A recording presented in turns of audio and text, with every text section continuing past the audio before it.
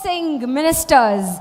Can I please call with the round of applause the Energy Minister, Government of Andhra Pradesh, Shri Gottipati Ravi Kumar Garu.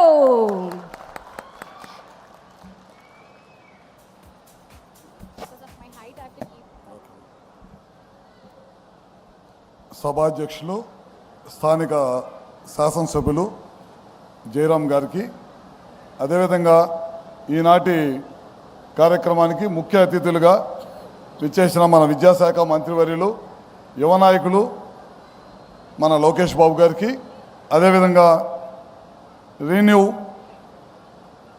సంస్థ CMD గారు సుమంత్ సిన్హా గారికి, అట్లనే మన జిల్లా collector గారు అయిన వినోద్ కుమార్ గారికి, అదేవిధంగా మెహదా గారికి, అదేవిధంగా మన నెట్ క్యాప్ ఎండి కమలాకర్ బాబు గారికి, ఈ ప్రాంత నలుమూలల నుంచి విచ్చేసిన తెలుగుదేశం పార్టీ నాయకులకి, కార్యకర్తలకి, ప్రజలకి, అధికారులకి అందరూ కూడా ముందుగా పేరు పేరున నా ఉదయపూర్వక నమస్కారాలు.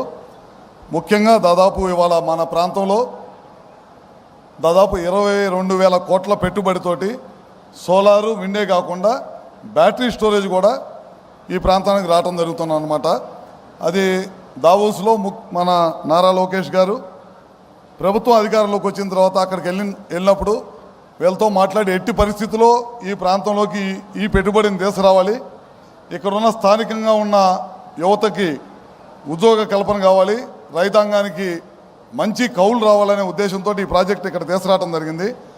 అదేవిధంగా మన ప్రభుత్వం అధికారంలోకి వచ్చిన తర్వాత గాంధీనగర్లో ప్రధానమంత్రి గారి అధ్యక్షన ఒక మీటింగ్ జరిగితే చంద్రబాబు నాయుడు గారు అక్కడికి వెళ్ళినప్పుడు దాదాపు 7-8 మంది రాష్ట్రాలకు సంబంధించిన ముఖ్యమంత్రులు కానీ మిగతా వాళ్ళు కానీ చాలా పెద్ద ఎత్తున అక్కడికి రావడం జరిగింది.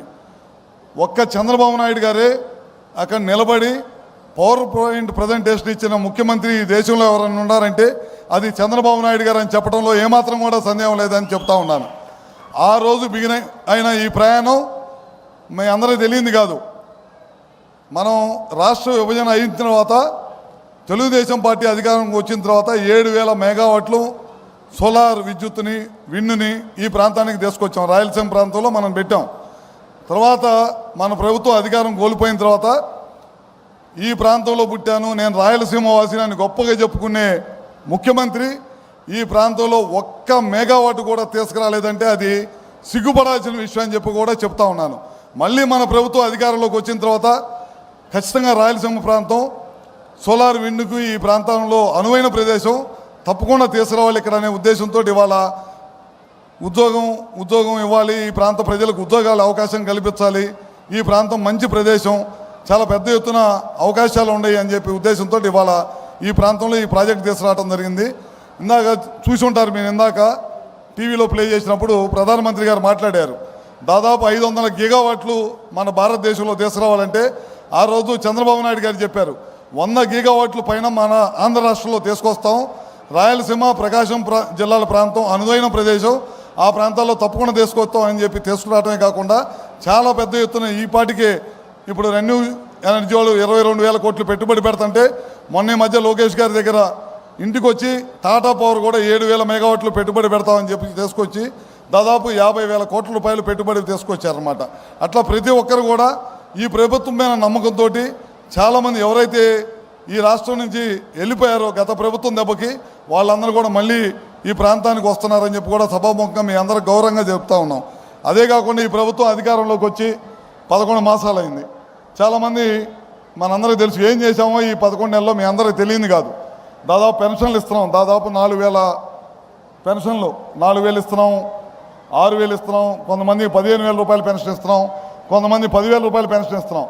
నాకు తెలిసి భారతదేశంలో ఏ రాష్ట్ర ప్రభుత్వం ఇవ్వలేని పెన్షన్స్ ఒక్క ఆంధ్ర రాష్ట్రంలో కూటమి ప్రభుత్వం నారా చంద్రబాబు గారి నాయకత్వంలో మాత్రమే ఇస్తున్నామని చెప్పి కూడా సగౌరవంగా మీ అందరికీ తెలియజేస్తా ఉన్నాం.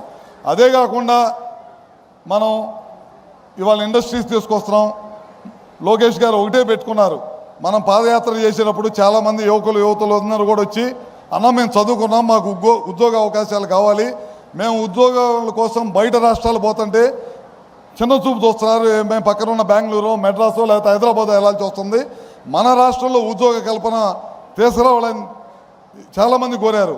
అందుకని రెన్యూబుల్ ఎనర్జీ కానీ అదేవిధంగా ఐటీలో కానీ మొన్న ఈ మధ్య మనం చూస్తూ ఉన్నాం వైజాగ్లో టాటా వాళ్ళని తీసుకొని రావడం జరిగిందనమాట.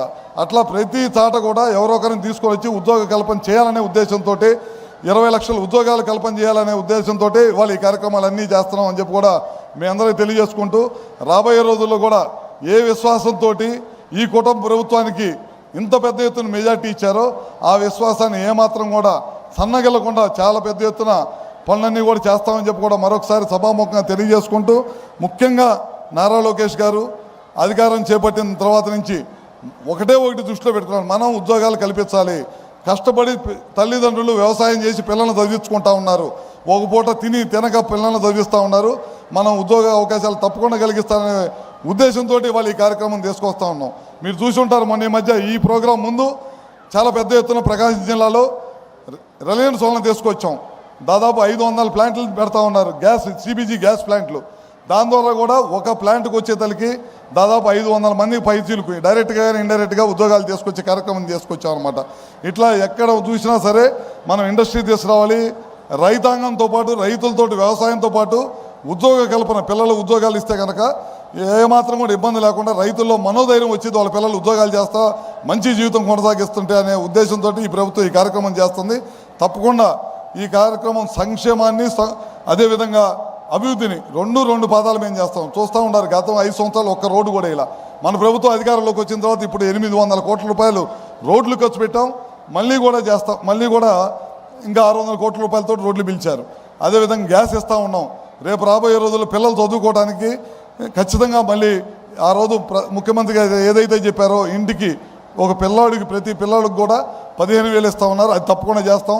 రైతులకు కూడా ఏదైతే మాట ఇచ్చారో అవన్నీ కూడా తప్పకుండా చేస్తామని చెప్పి కూడా సభాముఖంగా ఈ ప్రభుత్వం కట్టుబడి ఉండదని కూడా సభాముఖంగా మీ అందరికీ తెలియజేసుకుంటూ, అదేవిధంగా రెన్యూ కంపెనీ వాళ్ళు ఇక్కడికి వచ్చి చాలా పెద్ద ఎత్తున పెట్టుబడిని పెడుతున్నందుకు వాళ్ళ కంపెనీకి కూడా పేరున అభినందన తెలియజేసుకుంటూ, ఈ ఎంఓయూ చేసుకోవడమే కాదు తొందరలో ఈ ప్లాంట్ ఇక్కడ తీసుకొచ్చి ఇక్కడ ఈ ప్రాంత ప్రజలకు ఉపయోగపడే విధంగా చేయాలని చెప్పి కూడా ఉపయోగపడేటట్టు చేయాలి. ఈ చుట్టుపక్కల ఉన్న గ్రామస్తులకు ఉద్యోగ అవకాశాలు కల్పించాలని చెప్పి కూడా మరొకసారి కోరుకుంటూ, ఈ అవకాశం ఇచ్చిన అందరూ కూడా మరొకసారి పేరున నమస్కారాలు తెలియజేసుకుంటూ సెలవు తీసుకుంటా ఉన్నాం.